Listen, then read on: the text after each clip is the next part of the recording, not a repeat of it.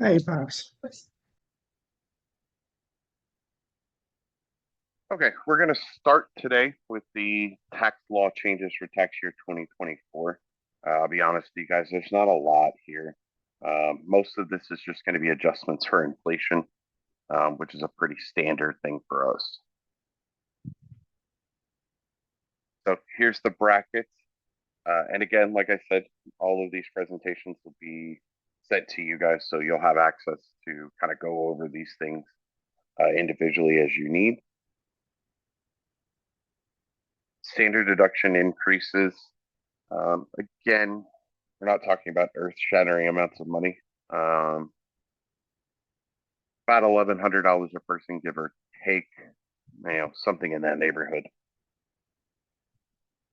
This is going to be the biggest change I think that we're going to have to deal with, and that's the changes for the reporting threshold for the 1099K. Okay.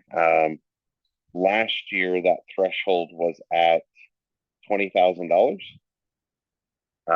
in gross payments and at least 200 transactions. So you had very few people in the scheme of things getting these 1099Ks from PayPal, Venmo, eBay, Cash App, Zelle, those sort of platforms. Okay. This year, it's going to be $5,000 in gross payments and at least one or more transactions. So if they have $5,000 in gross payments into their Cash App account, for example, they're going to get a 1099K this year.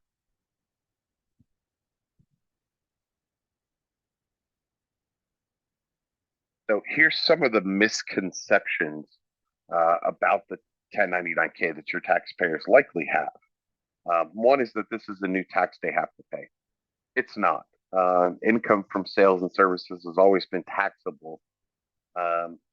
It often went unreported, which is why this was put into place to begin with. People getting money through Cash App for selling goods or selling services weren't reporting that. So what they have done is now forced those companies like PayPal, Cash App, Zelle to report that the same way employers have to report a W-2, right? Another one that they have is that all the transactions listed on the 1099K are taxable. No, that's not true. The 1099K reflects gross payments. That may include personal payments or reimbursements or sales that are included that result in a loss. So those are not necessarily subject to tax, right? They're only taxed on the profits from goods or services sold. So there is going to have to be a reconciliation, and they are going to have to provide documentation for it. Okay, and we'll talk about that in just a second. I'm not a business, so I don't need to report my sales profits. No, even if it's from a hobby or an occasional sale or furniture flipping or something like that, it is still taxable income. And in most cases, in that scenario where they do not have a formal business, it's going to be included on the Schedule 1 as other income. Another one they have is that I owe tax on all items I sell, even those sold for a loss. No, they sell it for a loss. There's no tax. There's no taxable income, right? However, unless they have a formal business, they can't take a loss, even if they sold it for a loss. Sort of like gambling income, right? You can only take gambling losses up to the amount that you won. Same thing applies there. So here's some common questions that I have gotten about this, that you guys may have gotten about this as well. So I want to address those. Why is the threshold changed? It's pretty simple. People weren't reporting it. Taxpayers weren't reporting it. Sort of like tips, taxpayers are responsible for reporting it, or Schedule C income even. They are responsible for reporting it, and they weren't. So the American Rescue Plan lowered the threshold for that, or introduced a threshold for these companies to be required to report that. Will my client owe tax if they only use payment apps for personal payment? No. Again, only profits from the sale of goods or services is taxable. Okay. Um, Payments to friends and family, reimbursements, those kinds of things, they don't apply. Now, you are still, as the tax preparer, going to report that 1099-K, but we'll have to remove the non-taxable parts from it. And I'll show you guys that. We'll go into a return and look at how that's handled in a second. Will clients receive a 1099-K for online marketplace sales? Yeah, it doesn't matter how the sales happen, as long as they happen. So if there's a profit from it, then it is taxable income and it will be reported. How should I handle a 1099-K for a client's non-taxable transaction? So for your small business people to get a 1099-K, you report the 1099-K like you would if they got it from a merchant services company. There's no difference there. The real issue comes up for those people who commingle funds, which is a bad idea, um, or they don't have a business at all. Uh, and so they've got personal payments and business payments sort of together, right? We're going to have to reconcile that. And I'm going to show you guys how to do that in those two scenarios where you have someone who does have a small business and someone who doesn't. We'll talk about those two things when we get into the return part after these presentations, okay? Will this change impact my client's tax obligations? I mean, the short answer is yes. Um, it could, right? It could increase their tax liabilities. It could not. You know, it just kind of depends. Um, it's sort of like any other income, right? That could affect their tax obligations. Capital gains tax rates, those are adjusted as well. So 0, 15, and 20%. That's kind of where we're at.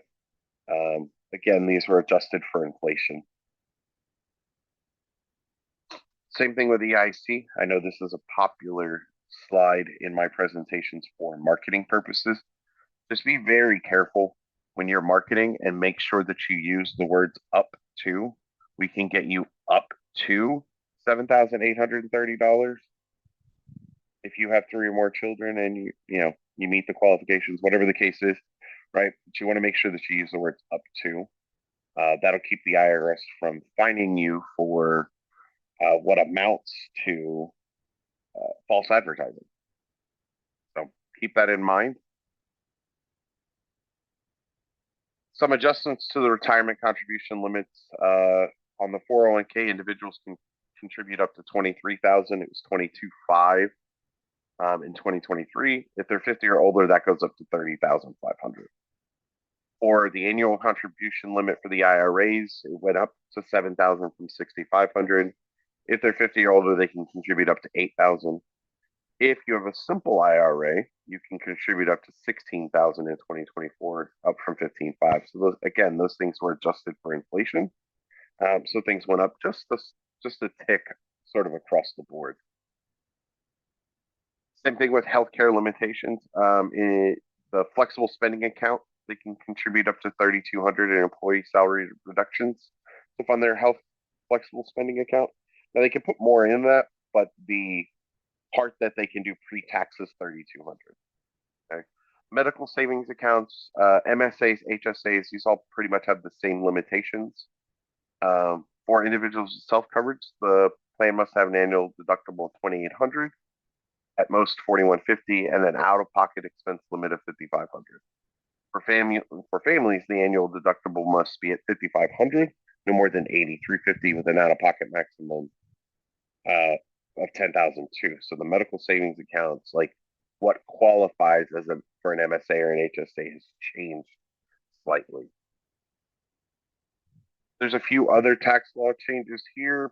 The only one I'm really going to focus on is primarily for the people that are in Houston in particular, just because we have a lot of dock workers, we have a lot of people who work overseas, Houston defense contractors, things like that are pretty big here in Houston. So I want to point out something because it was pointed out by the IRS. The foreign earned income exclusion increased from 126,500 or increased to 126,500, which is about 6,500 more than it was last year. But here's the thing that I need to sort of address with you guys in this is if you have a taxpayer that may qualify for the FEIE, make sure that you understand the difference between a presence test and a residence test. Okay, with the foreign earned income exclusion, they have a presence test. So how many days were they physically in the United States? Not how many days were they living in the United States? That has caused quite a bit of confusion and got quite a few taxpayers audited because the dates don't line up with their passport. So keep that in mind that there's a difference between a presence test and a residency test. Okay. So my final thoughts sort of on this, I mean, I put it all sort of in the slide, but I'll sort of briefly kind of dumb it down. There really isn't much that changed. What we're really looking at is how do we handle the 1099K because we are going to see an increase in those this year. Um, that's just the reality. All right. Does anybody have any questions over anything we just went over?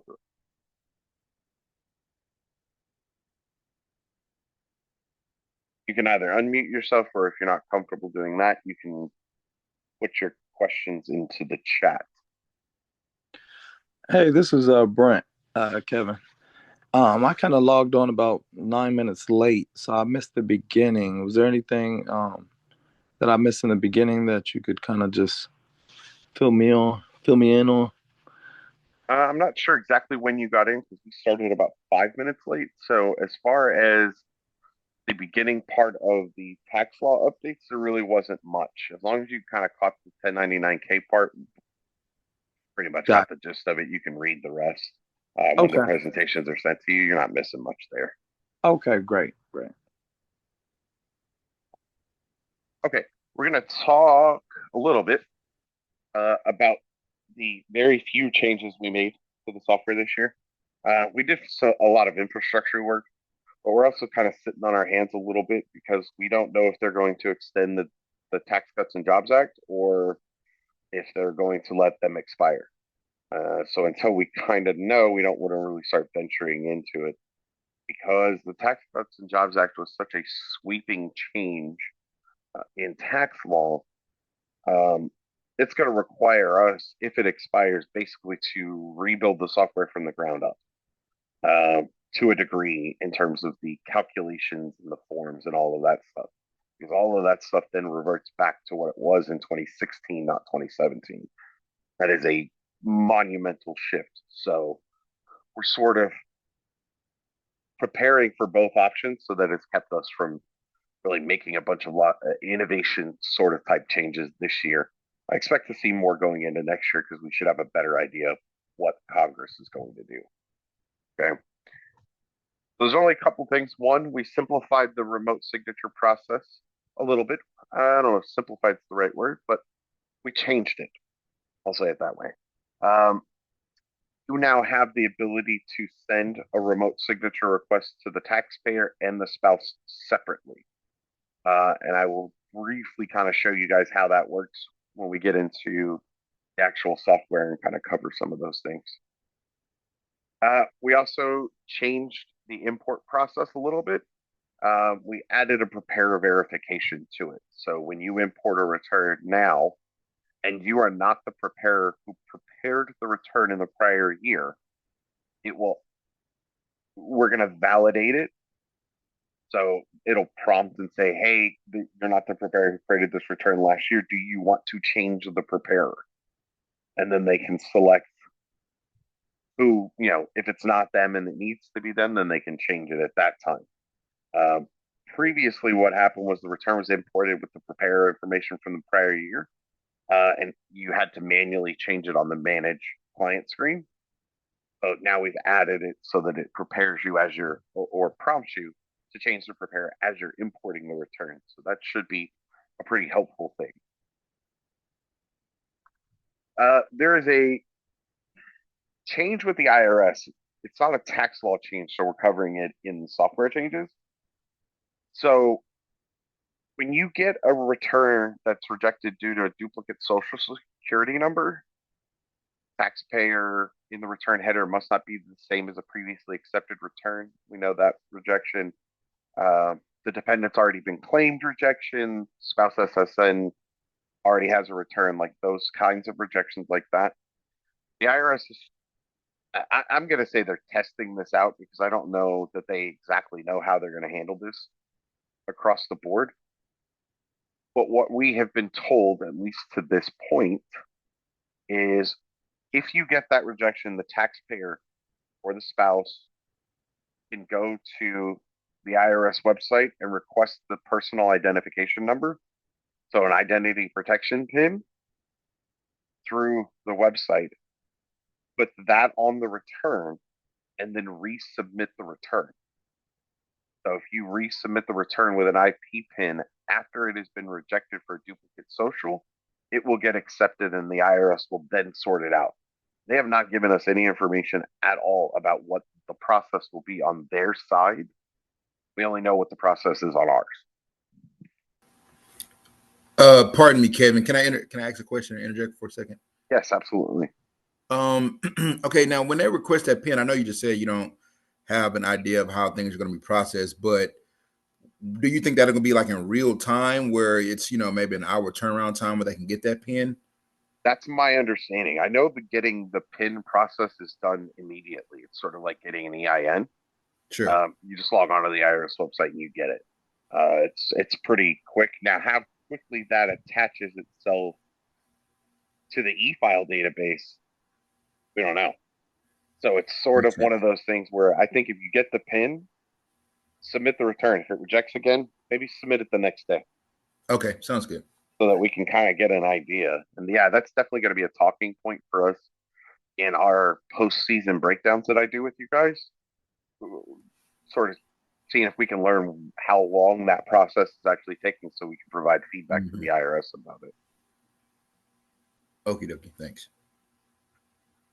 Okay, so does anybody have any questions over those three little things that we have in the software this year?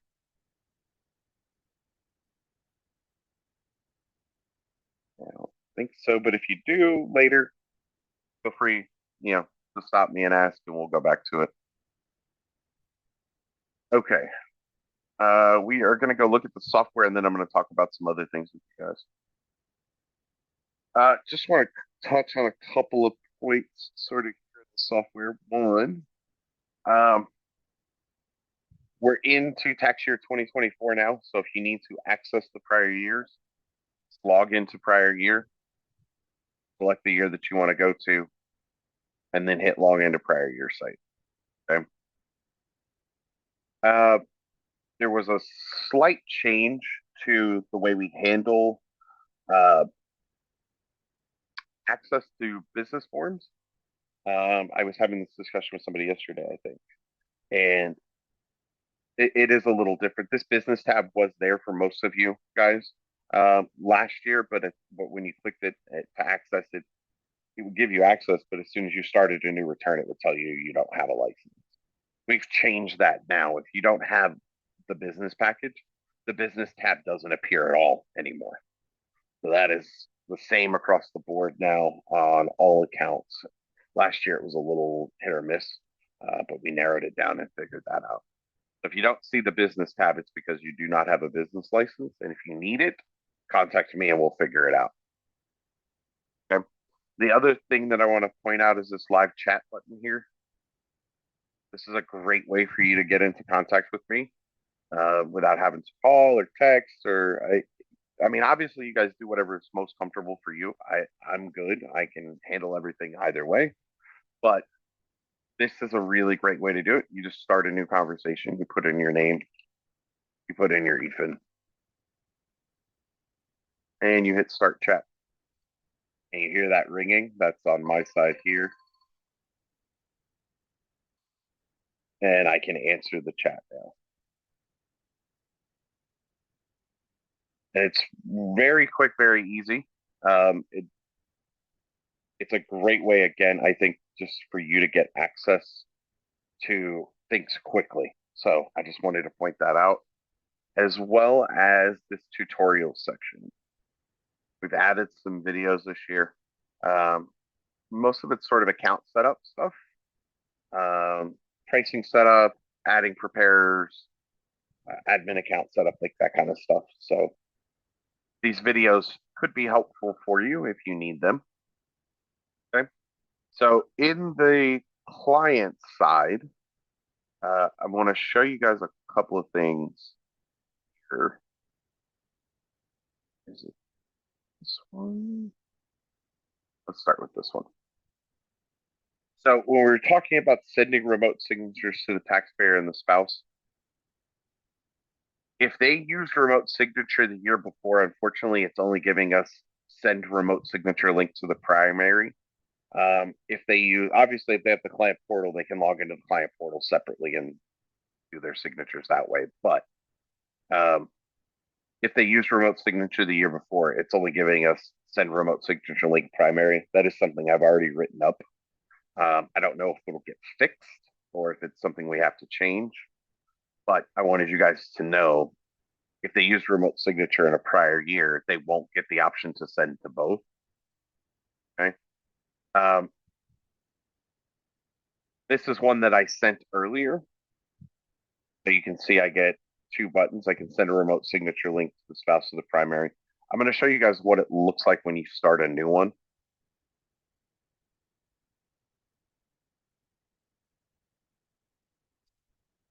So we'll go start a quick return.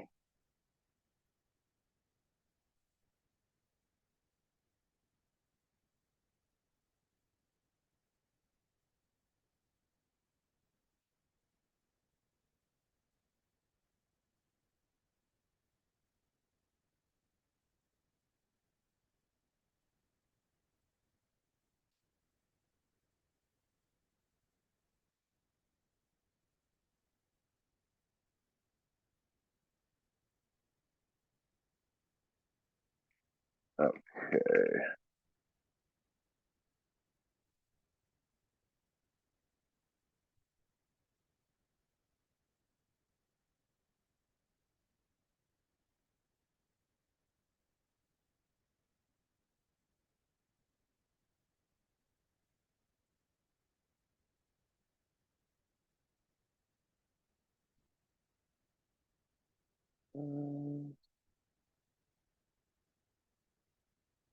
Okay, now I can exit back out. So I want to show you guys what this process is if you want to send them separately. Okay. So this is how it works. You click My Tax Office, select Remote Signature, hit Continue, check the box because you want to send to the spouse first.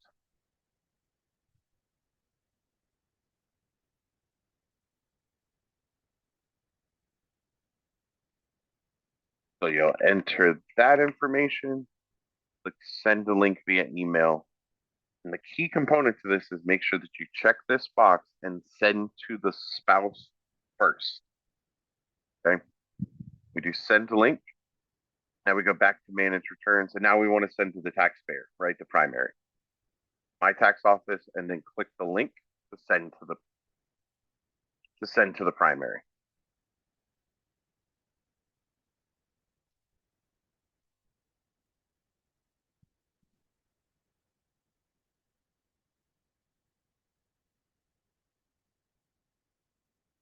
Now both have been sent. They're available for 30 minutes. They are not available to sign in that 30-minute window, then that's fine. Okay. But that's how that process works. If you send to the primary first and not to the spouse, this is what you'll get. It'll just give you send primary link. Now, if you want to send it to the spouse, you can do it after that. But that's what ends up happening. So you have to come in, you sent it to the spouse, or if you're getting ready to send it to the spouse, you can send it that way. Oh, wait, let's go look at this real quick. Because this is one. Oh, good. Okay, great.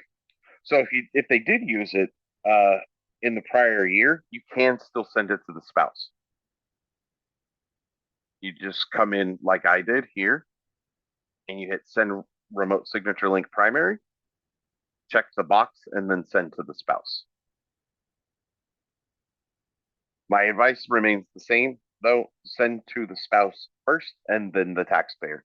Seems to be the easier sort of process to me.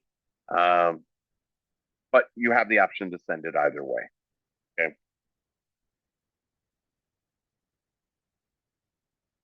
The other thing I wanted to talk about, let's open, let's do this one.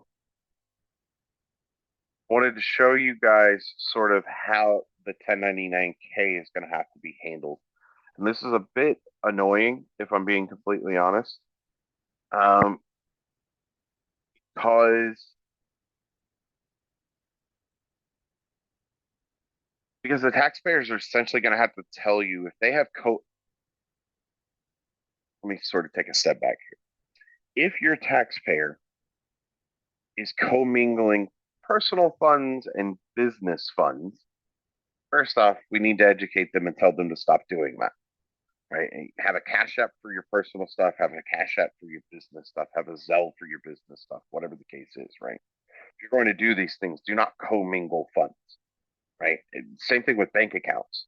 You should have a business bank account and a personal bank account. You shouldn't be commingling those funds into the same account, even on a Schedule C. The reason for that is because it makes going through that audit a lot more difficult. Having that stuff separate is just the best way to manage everything from a tax standpoint, but even from a finance standpoint. Okay. If they're commingling funds or if they don't have a business, but they have a few transactions that should be taxable, for example, I don't generally deal in Cash App very often. Um, so I do kind of commingle my funds because the business part of my Cash App stuff is really, really small. But I do get money from friends, from family members, birthdays, reimbursements for concert tickets, trip reimbursements, things like that, right? So I'm gonna get a 1099K from Cash App, I'm certain, right? But I'm gonna have to handle it a little bit differently because I'm gonna have to report it. They got a 1099K, you have to report it exactly as it appears. So in this scenario that I'm looking at here, this is someone who does not have a business. They do not have a formal business. They have a lot of they had $10,000 worth of gross payments that they received. Most of that was from, let's just say, rent they have from their roommates, whatever the case is. But they did buy a car for $1,000 and sell it for $3,000. So they do have $2,000 in here that is taxable as other income. Okay. So we fill out the 1099K and then we get to the reporting section. And this is where we have some options, if you will, down here in this bottom section. You have Schedule C, Schedule E, Schedule F, other income, proceeds from sale of my personal items. 1099K was issued to the taxpayer incorrectly. The only scenario in which I can see that should be used would be if none of their transactions are taxable. You could potentially use that. I probably wouldn't. Or then you have none of the above or a mixture of scenarios. In this case, it is a mixture of scenarios. Okay.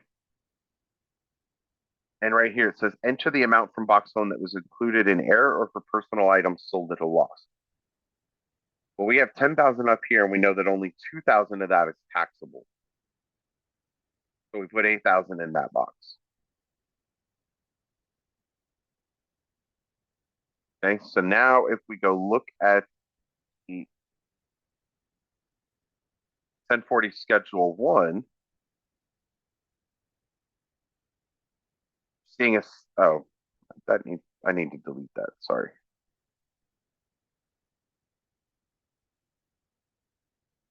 You're seeing that the 1099K is not actually being reported anywhere. This is why I don't want to use this. Because you still have to now manual entry that. I don't see the point. This is what I would do. Other income, line one, hobby income, right? So we're going to report the full 10,000 to the schedule one. Okay. We're going to see it down here in other income. Now, if we go down to adjustments to income, we can click other adjustments, click add new. I would do other adjustments.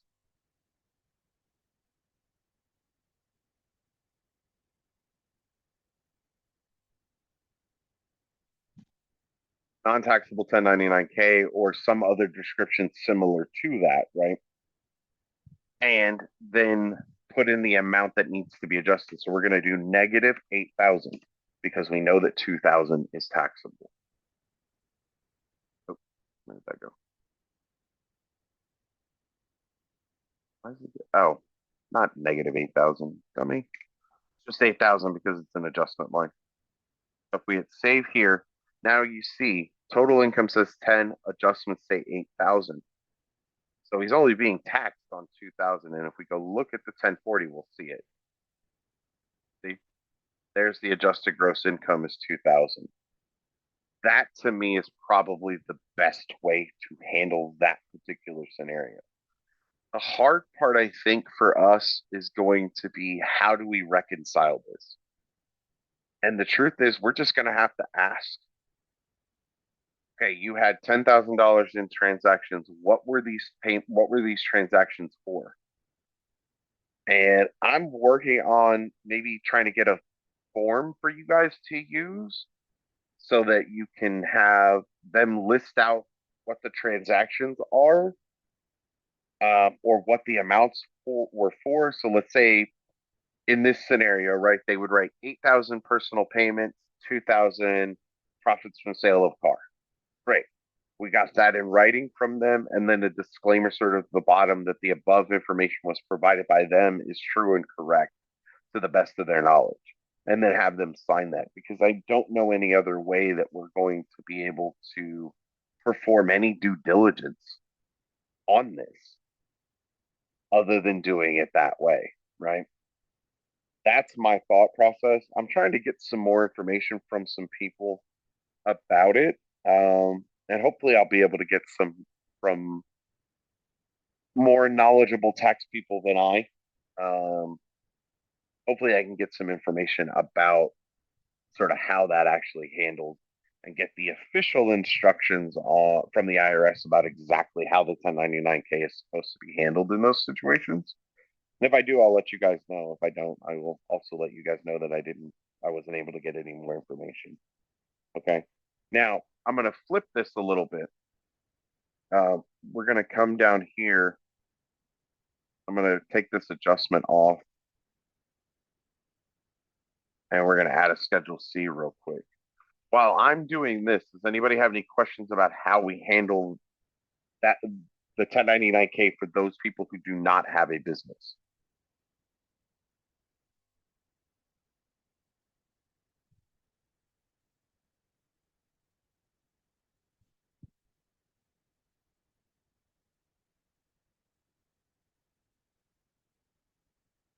Okay, great.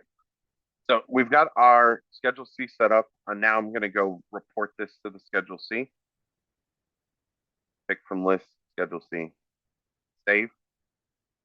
So this is somebody who got a 1099K who has mixed funds, if you will. So they have a 1099K that shows 10,000, but only 2,000 of that was for business. The other 8,000 was not. Here's how we handle that. You report the 1099K to the Schedule C, and this is how I would do it. Come down here to other expenses, and I would do 1099K personal payments.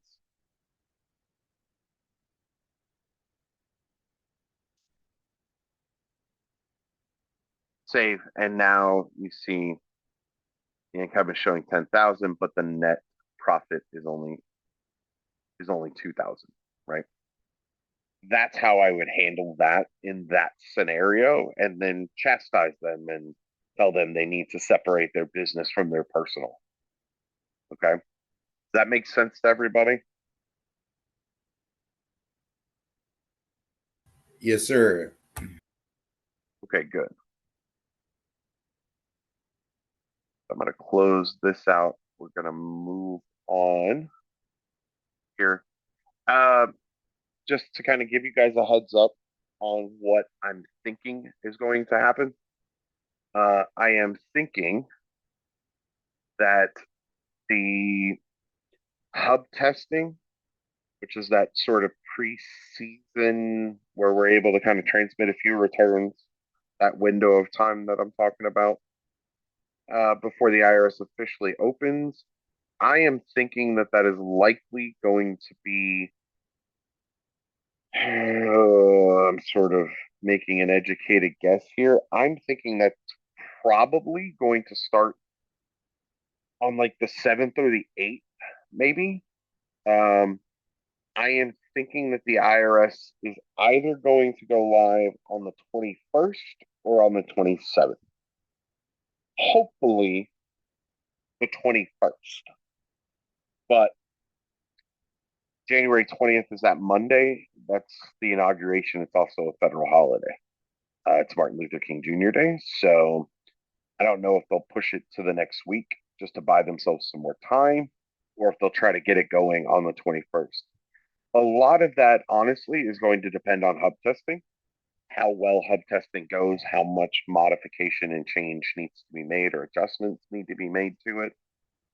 So we don't have an exact date as far as that goes. For the advances, for those of you that are doing advances, those will start January 2nd. There's no delays on that part of it. We just don't know exactly what the official live date is going to be. I just kind of want to give you guys my best guess, if you will, for when that is actually going to start. Okay. So now we're going to talk about some other things. So last year, we partnered with a company called NQ. Okay. And um, I had some people test this program out and they thoroughly enjoyed it. They found it incredibly beneficial. So I want to point it out to you guys. Obviously, you guys make your own business decision. But if I find things or come across things that I think can be beneficial for you, I will certainly make sure that you know, right? So let me tell you what NQ does. Okay. Their primary function is to get you connected with the IRS as quickly as possible on any number of lines, right? Any number of IRS departments that you're calling, whether it's services, taxpayer advocate, identity protection, or identity verification line, the tax practitioner helpline, all of these things. That is what NQ does. Okay. And the way that it does it essentially is like this. Think of it like you're going to meet your friends at the movies and they're standing in line and you join them in line. That's pretty much what calling queue does. They hold your place in line until you call. Okay. And as so when you call the calling queue number, it will put you into the queue for that department as close to the front as they have somebody waiting, if that makes any sense. So it's really no different than having someone in your office call and sit on hold for you. And then when you're ready, you take the call. That's what calling queue does. Okay. They just do it in a much more technical way. But what we saw was a 90% hold time reduction for those people that used NQ versus those people who didn't. So what we're doing is we're taking the guesswork out of those hold times. You guys all know, anyone who's had to call the IRS knows that the hold times are extremely unpredictable. It could be 3 minutes. It could be 2.5 hours. It could be they hang up on you after you've waited for an hour. These things don't happen when you're using NQ. Okay. The other thing that it does is it extends the hours. Okay. So typically IRS operational hours are fixed to your time zone. You're confined to a 7 a.m., 7 p.m. window. Well, with the NQ system, it, the time frame is now expanded because we cover all 4 time zones. So if they're still open in the West, we're going to route you through the West. So if you call, let's say you're in the Central Time Zone and it's it's 8 o'clock. If you call the IRS system's going to route you and tell you that they're closed. We will route the call through California so that you're still open. So it expands the hours and gives you more access and a larger time frame of access to the IRS. Okay. The person at the IRS who decided to call it courtesy disconnects should be fired. Like there's nothing courteous about being disconnected after you've been on hold for an hour. But the IRS phone system does that automatically. So when their phone lines are overwhelmed, they will just drop your call. It's called a courtesy disconnect. It's a courtesy for their system, but it is not a courtesy for you. Okay. With NQ, we're going to keep your connection. The connection is secure, so your call won't be prematurely disconnected. So that courtesy disconnect is no longer a thing with calling Q. Okay. Again, we're talking about getting things done much faster in a real time. I mean, I had people tell me that, like, on the first day of filing, they waited 7 minutes to talk to the IRS. Anybody who's been doing taxes for a minute, can you tell those in here who haven't been doing taxes for a minute how ridiculously fast it is to get to the IRS in 7 minutes? Like how unprecedented that actually is. Like I know Simone and Corey know. You call the IRS, it's 7 minutes on the first day of tax season is never going to happen. It's an extreme nightmare. And it's funny when you said I start giggling because you said you'll be on hold for an hour and a half, and then they hang up on you. That's always the funnest. So I definitely look forward to the NQ because waiting for the IRS to get someone on the line, it's like pulling teeth, man. It's endless wait times. Yeah, and Simone is in the chat saying this is my 20th year doing taxes, and that never happens. Now, I would tell you this. Well, let's kind of continue. So you get access to a pretty healthy amount of the IRS departments. We also get you in connection with the California Franchise Tax Board. So if you need to call California, that's one of the things that I've been working with them on is expanding what numbers we have. And I'll show you guys some of the stuff that we've added. Where is it?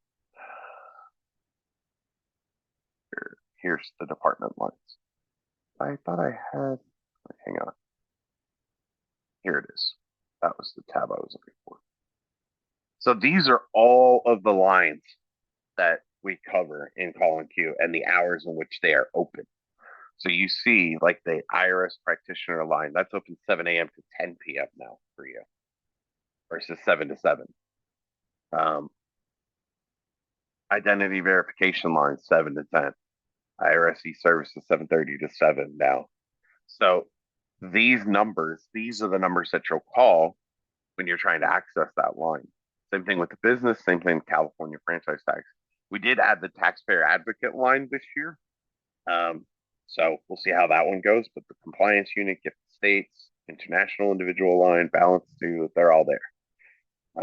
And now I will tell you this for the small, I got to kind of say it this way. for those of you who don't do a large number of returns, this may not be an option for you. It is pretty steep in terms of the cost. If you do a full year, it's 3,000. But I wouldn't recommend that to anybody. Probably, um, I would do the monthly, and the the the way it works is it's based on credits, right? And so when you're talking about sort of the way it calculates, right? The credits per minute will adjust based on how busy the IRS is, right? So, for example, the rate for a popular IRS department at 7 o'clock may be significantly less than the same department at noon. So the low rate demands kind of go down, right?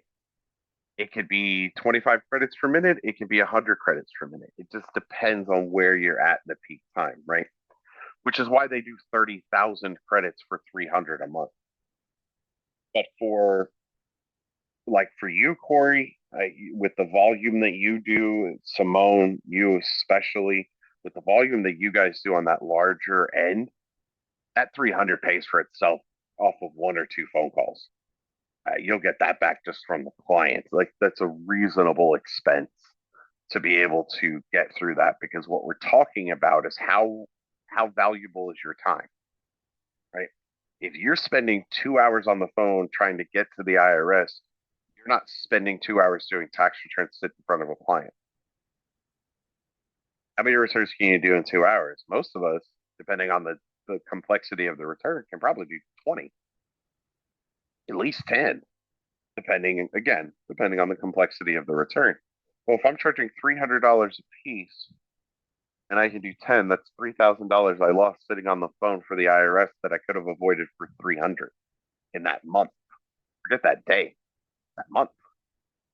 So I think that's an extremely valuable thing. And what I would tell you guys is wait till January 2nd. If you're going to do this, wait till January 2nd, sign up. And there's a partnership link that we have here, and it's just callingq.com/taxhound. I've also sent this, I think, to you guys a couple of times. So the way it works, when we're talking about those lines, right? I kind of give you guys a little bit of info on that part. So go to callingq.com and look at it. I would just say when you sign up, use the callingq/taxhound. That's part of our deal with them. Okay. But the way it works is you call this number. So let's say I want to reach the practitioner line. This is the IRS phone number. This is the NQ number. So we're going to call this number, 800-477-4580, and then it's going to prompt you to enter your PIN. So that's how you get access to the system, right? Is you enter your PIN. Get your PIN after you set up your account. For those of you that have multiple preparers, you actually can get an NQ account and you can set up other preparers for it. And then you can track those things to see who's using the most, who's not, what the time of the day is, who's calling where. We have some really great reporting in here that will help you to see, how it's actually being used. Okay. I'm going to send out another email this weekend, probably, that will give you guys the information about NQ and how that actually is going to, how you can sign up and how that can work. And again, if you have questions about that, please don't hesitate to call me. If I don't know the answer, I will find the answer.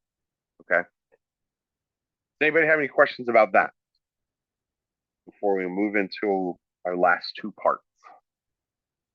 No, not yet. Cool. Let me close that off. Okay. So we're going to talk about Google reviews. I noticed this a few months ago. I was sort of looking up tax businesses in my area, looking up you guys.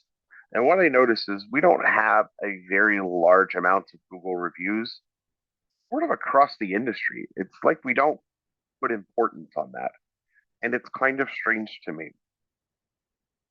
Because I think we all know at this point, most of us have been doing this for some time. We know that your reputation is the most important thing in this industry, right? Your reputation can grow your business or sink your business, right? And this industry relies on referrals quite a bit, right? A lot of you guys get the bulk of your new customers because a friend or a family member recommended them to you, um, or recommended you to them, rather. Google reviews are basically that.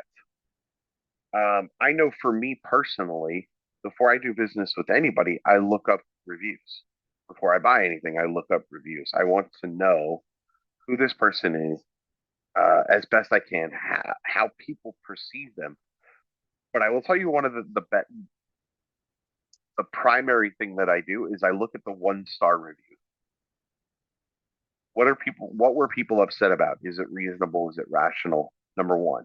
Number two, how did the business owner respond to it? Did they get into a fight? Did they ignore it? Both of those are very bad. If you ignore a 1-star review, I probably don't want to do business with you, because that means if I have a problem, you're not going to solve it. If you make a mistake, you're not going to own it. I don't want to do business with somebody who doesn't own their mistakes. That's just a general rule for me. So, why are these important? Well, they build trust. Positive reviews demonstrate credibility and expertise. They also improve your search engine ranking, right? They drive conversions. So their reviews often will influence someone's decision to do business with you. And again, it improves your reputation. Okay. So online reviews became a really, really big thing in the early 2000s with the launch of things like Yelp and TripAdvisor. But in the 2010s, Google really came on strong and sort of just crushed everything. Now, reviews are basically in two places, quite frankly. Um, for most businesses, let me rephrase it, for most service businesses, they're pretty much just on Google and Facebook at this point. Yelp does get some for service business, but I found that with tax businesses in particular, it is primarily Google and Facebook. Those are the reviews that people have, and those are the reviews that people look at. Okay. Now it is just part of your success.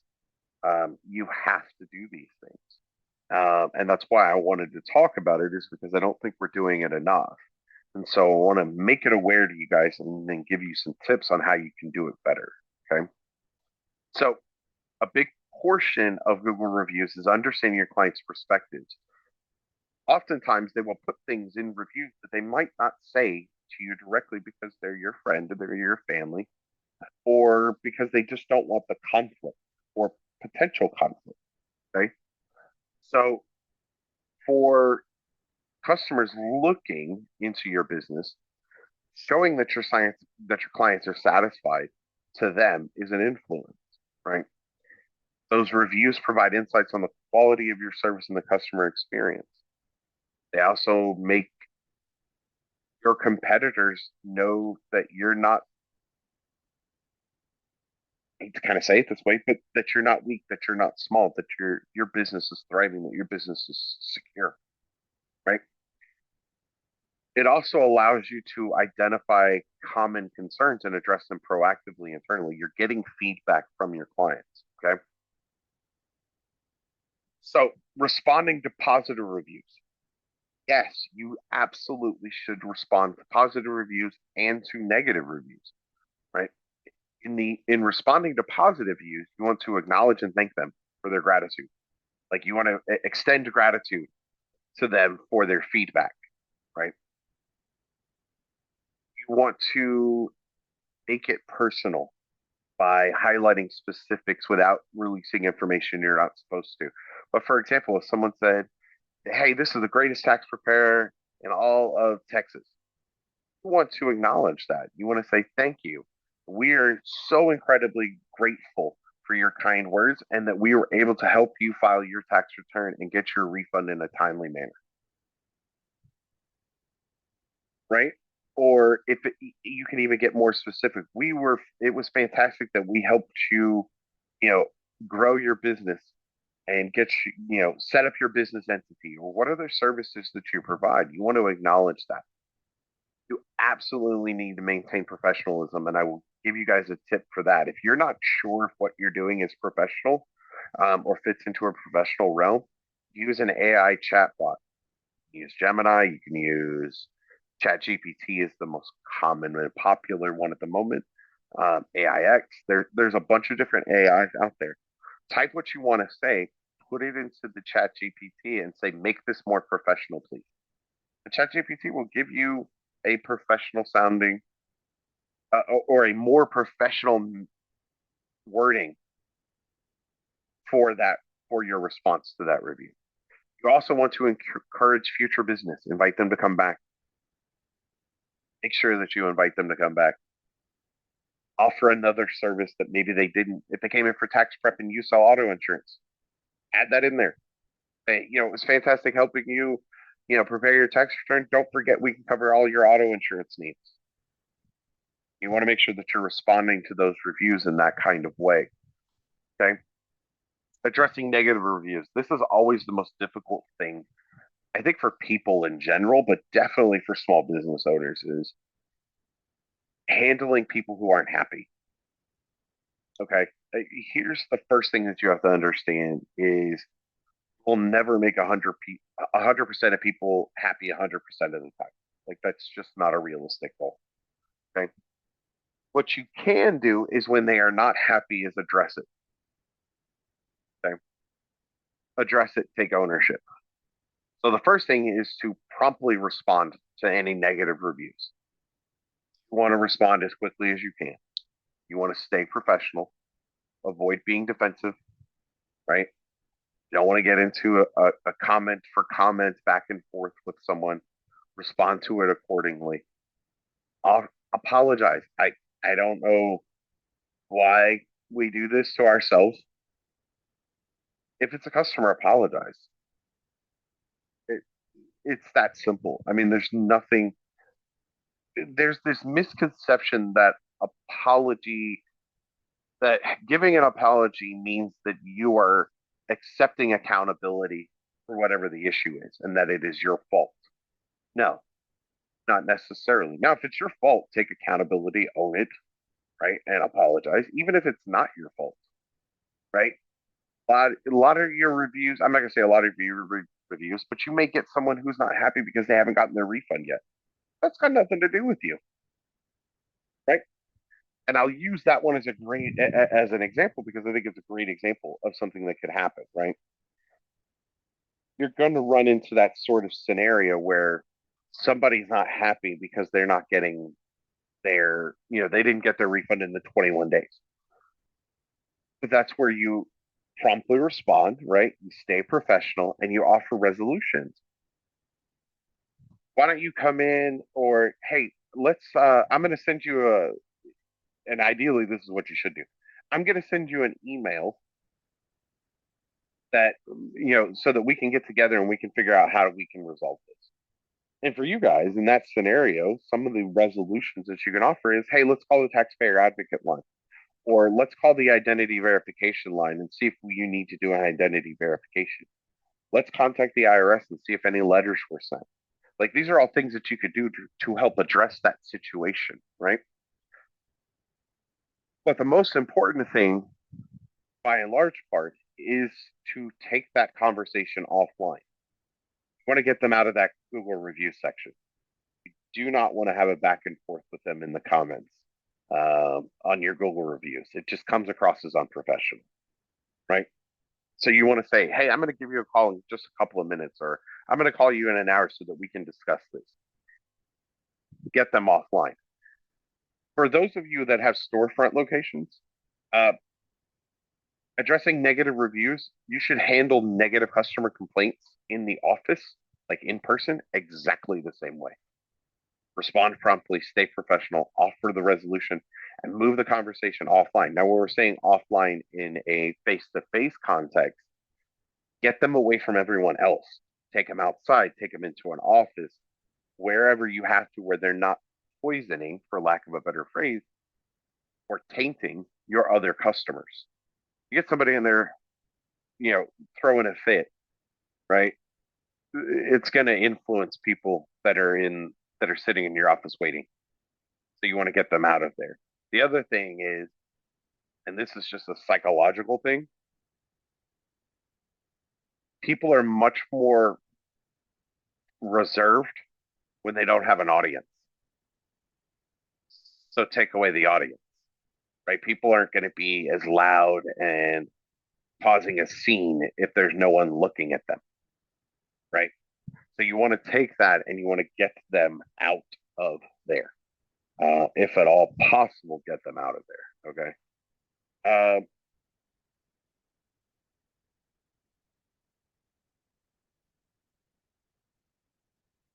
So once you once you are getting those reviews, right? That's where you can start leveraging those reviews for marketing and use those customer testimonials, right? Those reviews in social media posts, in your website, in email campaigns, on your flyers, your brochures, your postcards if you send those out, right? You can use those things.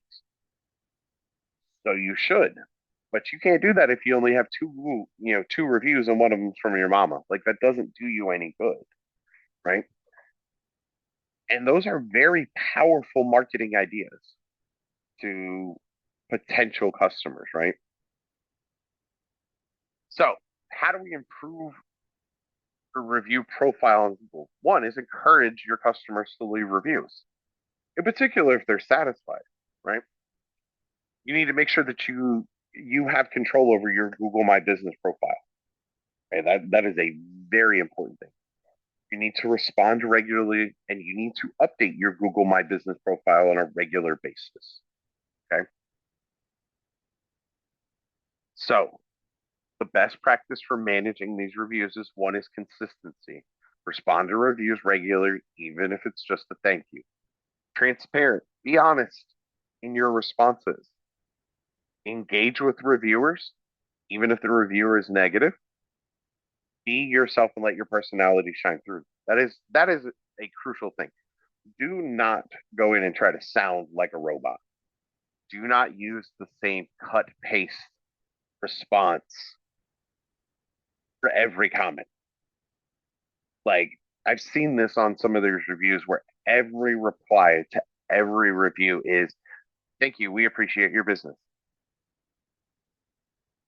It screams disingenuous, right? It's not personal. All right, and I'll give you guys an example of kind of what I'm talking about actually. I was talking with one of our former exchange students is here. He was here for Christmas, and he was saying we were talking about something else, but we're talking about Facebook, right? And basically, Facebook gives you like pre-written messages for somebody's birthday, and he was saying like you can always tell when it's a pre-written Facebook message versus someone actually putting in the time to say, even if they type the same thing, but making it more personal. And those, I like those better. I like when people take the time, and put some of their own personality into a response versus just cut and paste. So that's where we're talking about authenticity. You want to make sure that you sound genuine in what you're saying. So turning reviews into referrals. Positive reviews demonstrate your knowledge and your ability to help clients. It helps you build trust with future and potential clients. And it's certainly, even negative reviews will help you attract new clients if you handle them appropriately. Okay. So I want to show you guys something that I have found that can be very helpful to you in regards to managing your Google reviews. Okay. And one of them is this.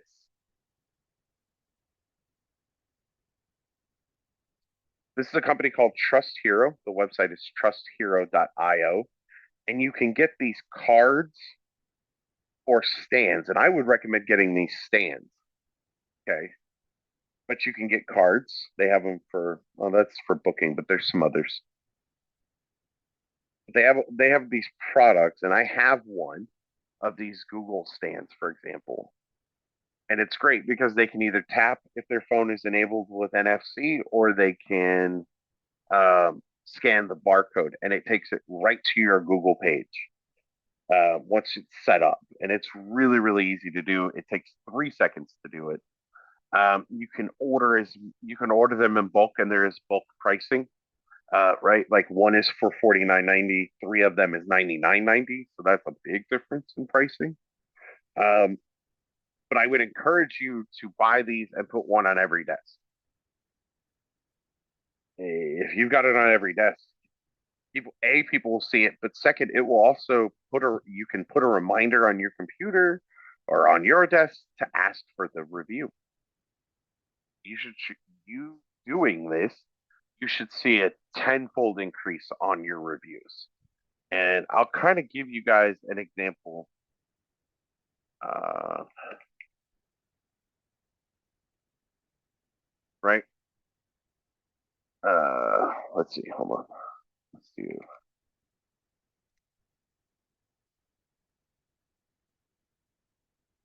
Okay, so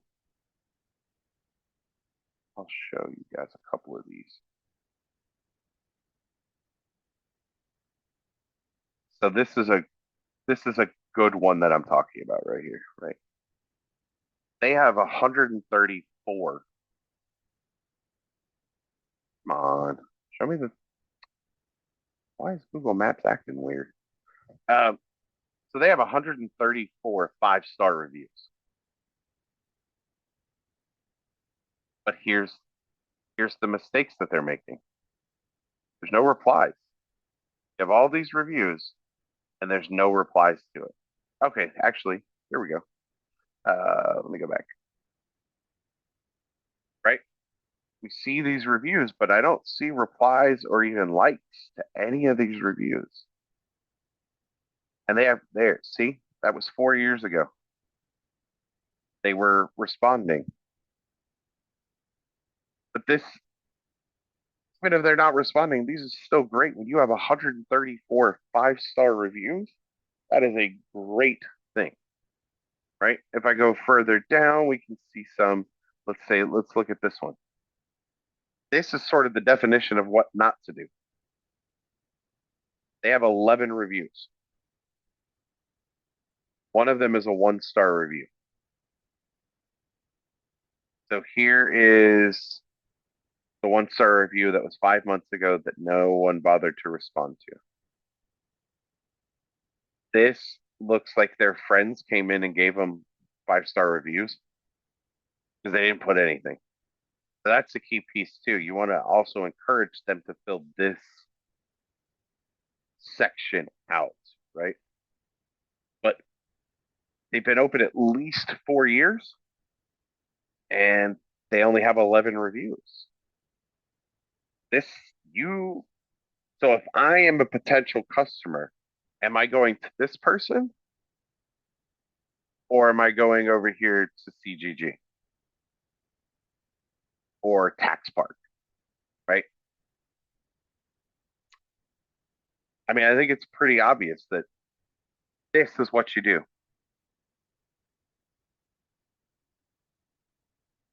Okay. This is what you do. This person is doing it correctly to a degree. So you want to make sure, see, they're a little different. So even though it basically is a cut and paste of the same commentary, they're all a little bit different. And look, they respond to every single one. That one's up. They missed that one. But by and large part, it looks like they started doing this maybe in the last year or so. They started responding to everything. But that's how you do it. That's the right way to do it, right? That makes sense to everybody.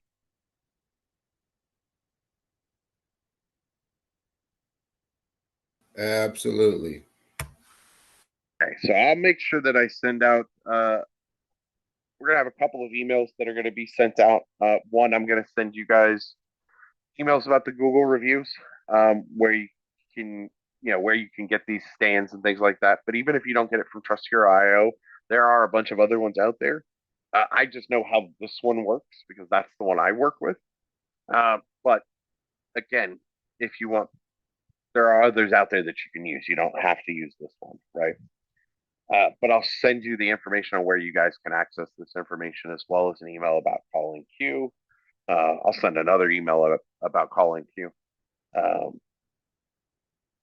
Now, I want to sort of open this up to you guys to ask anything you want to ask, whether it's about the software, whether it's about the banks, whether it's about business, it's about IT, whatever questions that you guys have.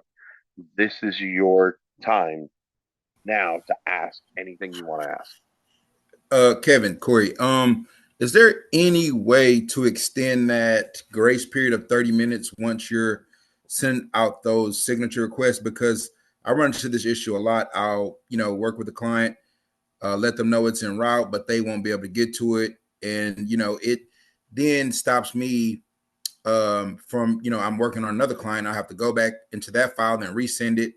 And it gets kind of, it gets a little exhausting to do that sometimes. Was there any way to extend that grace period for longer than 30 minutes? The short answer is no. Okay. And the reason for that is because we sort of run into a twofold problem, right? And it's just sort of having to use our best judgment, because the counterpoint to that is you're saying it's too short. The counterpoint then is also it's too long. Gotcha. Because if you sent it, for example, let's say you used the phone number that was in the return and they changed their phone numbers.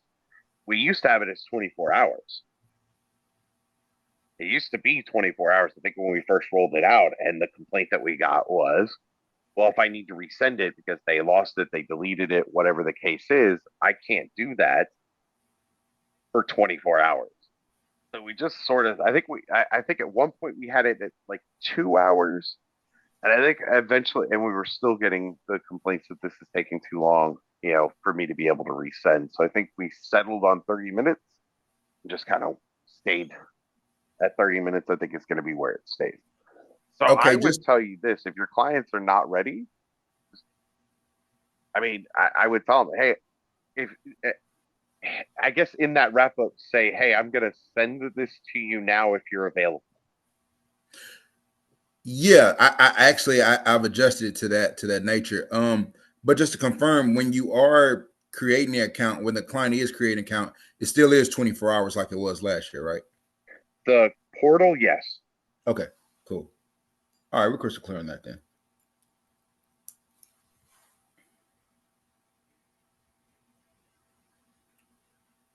Let's see. Any other questions? I'm sure I'll have another when I speak with Brent later on, but let me see one more.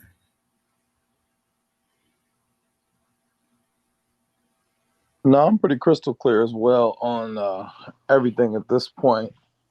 Yeah, it was pretty thorough topics that you covered today.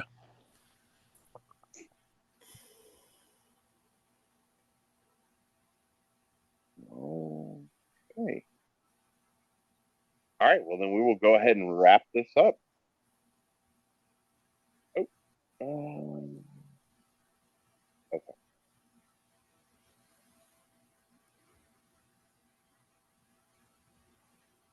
All right, so if nobody has any other questions, we'll go ahead and wrap it up. I know everybody's time is valuable. Hopefully everyone had a nice little break with the holiday, and we have a little bit of a break next week. But January 2nd is right around the corner, guys. This season's going to kick off hot and heavy, I think. I think we're going to have I think we're going to have a big influx at the beginning of the season this year. I think a lot of people are really needing that money. So hopefully that's how it goes, and we'll see. But I want to thank you guys all for your time. As always, if you have any questions or concerns, please don't hesitate to reach out and get with me. I will make sure that you guys get all the emails we talked about today. And again, thank you for your time, and thank you for your loyalty to Tax Hound. You guys have a great weekend. Thank you, Kevin. Thanks, Kev.